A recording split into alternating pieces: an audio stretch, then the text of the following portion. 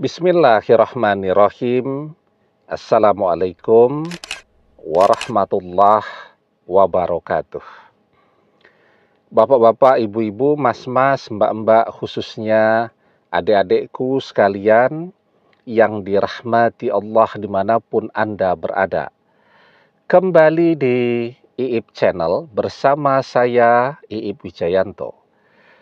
Kali ini kita akan membahas tema 3 orang yang mantannya benar-benar tidak mau lagi kembali kepadanya.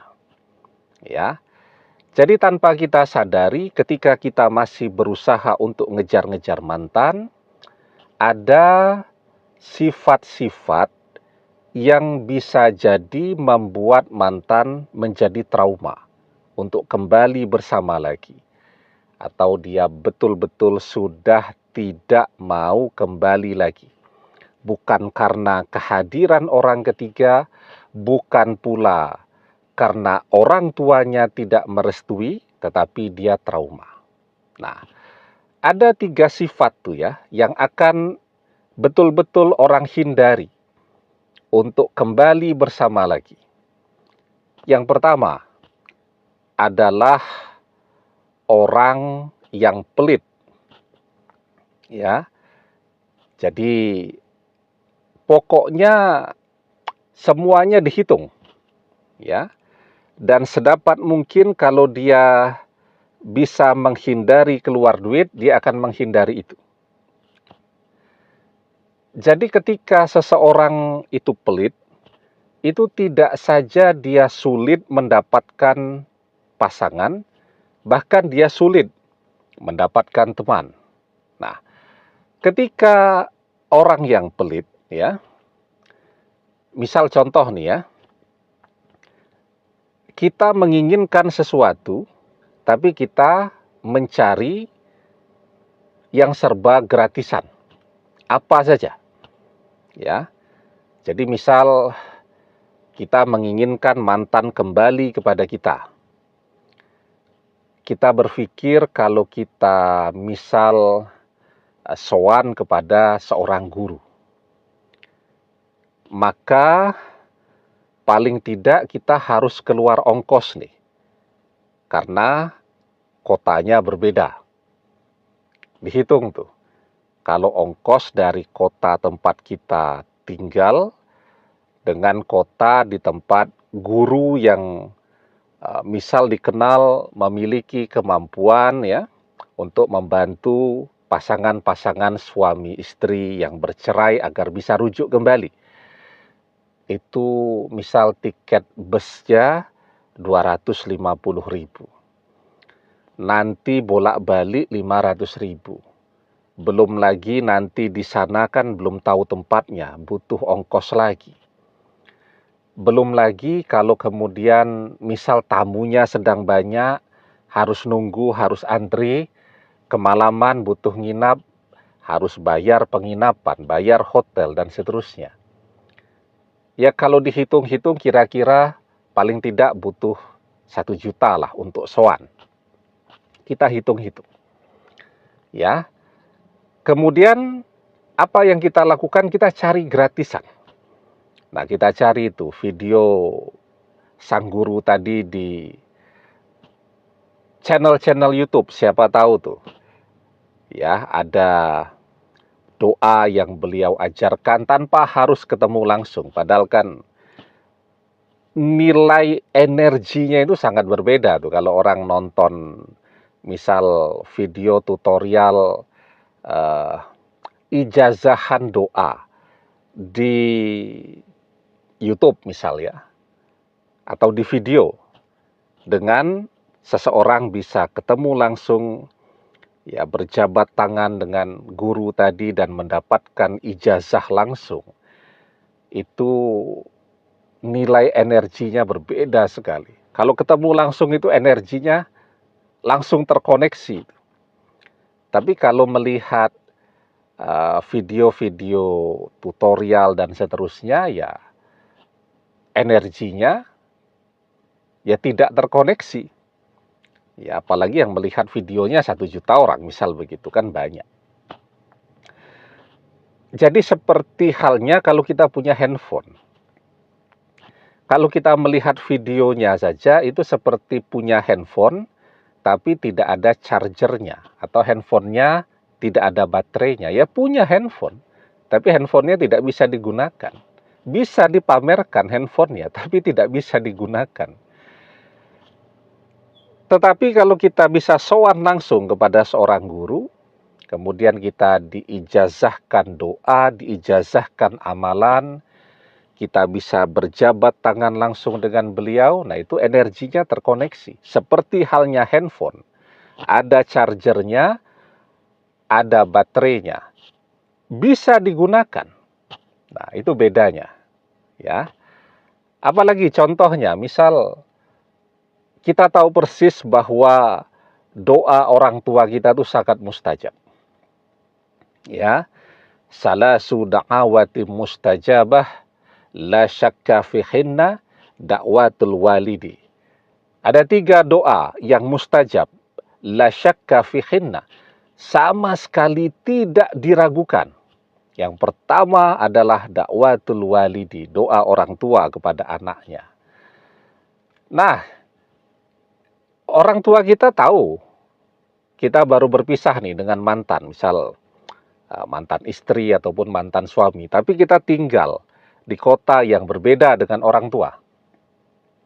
Kita hitung-hitung tuh. Ini kalau mudik, tiket pesawatnya saja sudah 2,5 juta ini. Karena misal cukup jauh, pesawatnya harus transit dulu. 1 kali flight 2,5 juta. Balik lagi nanti 5 juta. Ya, 5 juta, aduh sayang ya duitnya.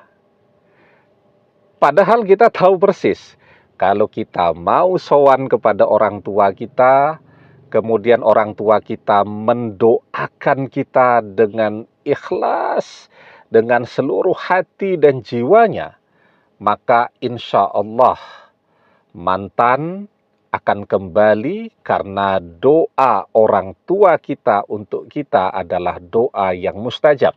Kita tahu persis itu. Tapi kita lebih sayang dengan uang yang 5 juta tadi. Padahal ini orang yang kita cintai, mantan yang kita menginginkan dia menjadi jodoh kita selamanya. Tapi kita keluar uang 5 juta untuk sowan kepada orang tua kita, minta restu mereka, minta mereka mendoakan, kita tidak mau keluar duit. Nah, itu kira-kira gambaran sifat pelit itu seperti itu. Kita selalu nyari gratisan, ya. Apalagi ketika masih bersama dulu, misal tidak ada keinginan mantan yang keturutan, ya. Nah, jadi sifat pelit itu yang kemudian membuat seseorang trauma untuk kembali bersama lagi, ya. Kalau kita tidak memiliki sifat pelit ini, artinya kita tidak pernah hitung-hitungan. Ya, apapun yang mantan inginkan akan kita berikan.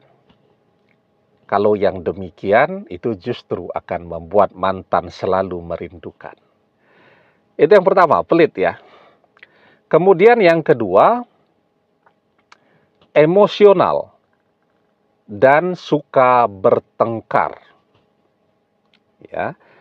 Jadi selama bersama mantan itu, misal setiap hari itu bertengkar terus. Bawaannya emosi terus.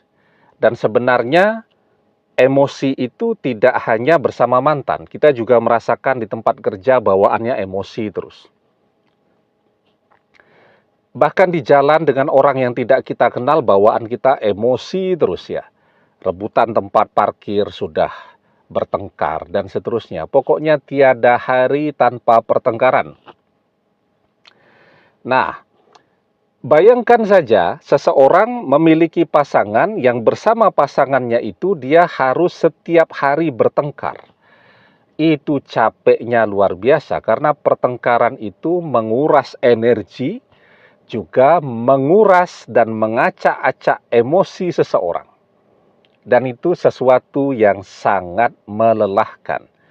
Dan itu pula yang membuat pasangan berpisah. Nah, kalau bertengkar terus, orang nggak sanggup juga untuk bertahan terus. Ya, berpisah, dan kemudian ketika perpisahan itu terjadi, itu pula yang membuat orang menjadi trauma untuk kembali bersama lagi.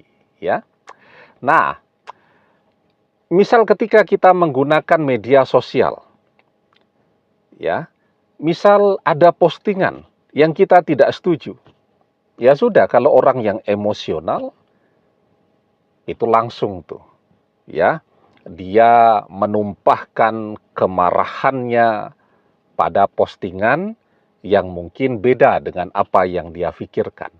Sehingga orang yang emosional itu nanti di media sosial itu temannya sedikit, ya, followernya sedikit.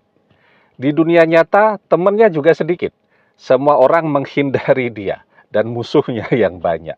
Orang yang benci kepada dia yang banyak, termasuk mantannya. Nah, kalau kita orangnya sabar, tidak emosional, itu juga yang akan membuat mantan selalu merindukan. Yang ketiga, egois.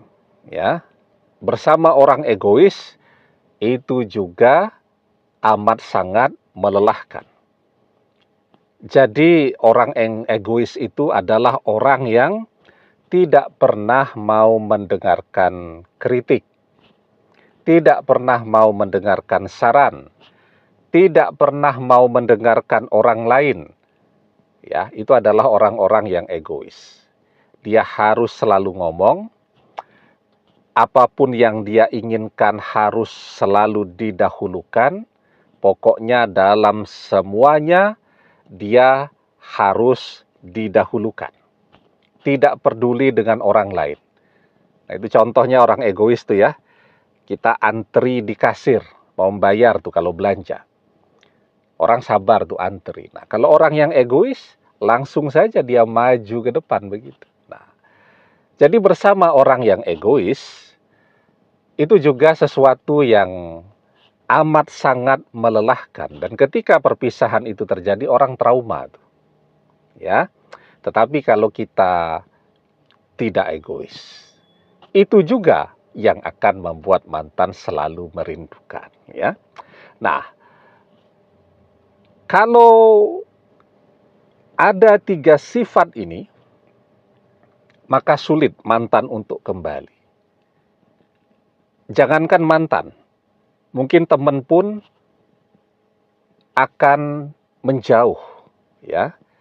Karena orang tidak ada yang mau berteman tuh dengan orang yang punya sifat pelit, emosional, suka bertengkar, pemarah, dan egois. Tetapi kalau tidak ada 3 sifat ini pada diri kita, maka insya Allah kalau kita perkuat dengan doa-doa kita, mantan akan kembali. Mantan akan datang sendiri. Mantan akan menjadi jodoh abadi. Amin. Demikian, semoga bermanfaat.